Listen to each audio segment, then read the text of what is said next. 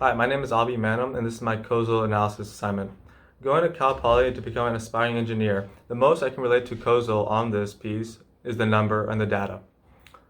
Kozol talks about the people, how they're suffering, the problems they're going through, and all that, but no matter how hard we try, none of us can relate to that matter. We can all sympathize and feel sad and say we understand what they're going through, but the truth is that we don't. We have all lived, or most of us have lived, lavish lives, and we have not really felt the situation where we could actually relate on this matter. Some of us, yes, could relate to that, but I can guarantee you most of us can say that we understand, but we don't. The numbers, though, the amount of people in pain, how many people are going through different things in the Bronx, shows how much we can relate to. More than the emotional component, the numbers show how wide scale this is in the novel. In the beginning, Kozo gives out the facts all together. 48,000 people are suffering and are the poorest in the South Bronx.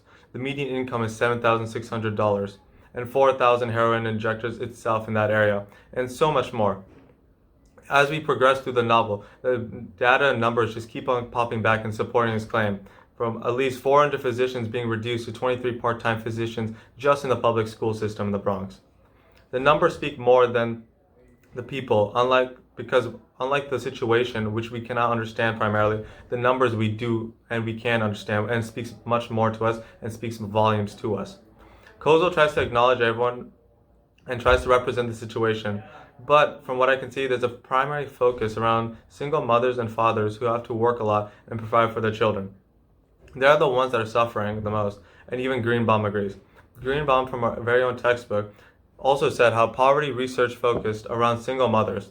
Kozo and Greenbaum both saw that in single parents in a terrible place to perform even worse and can't adequate for the situation. Not only these parents, but also everyone who lives in the area. They all take a subordinate role, like how Miller said from our textbook.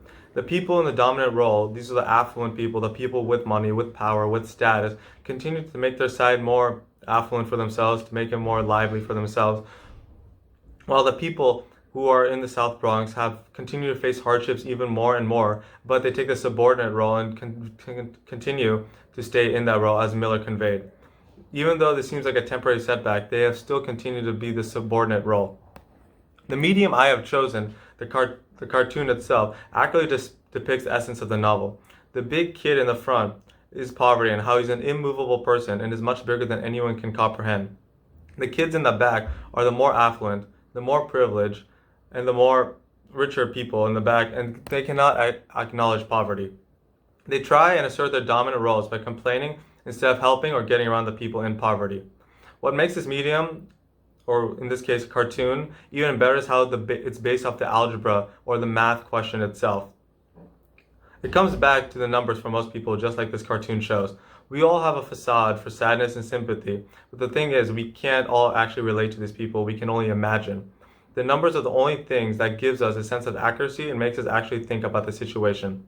Kozo has these facts mixed in order for us to actually think, instead of just to think from our heart, but actually to think with our minds.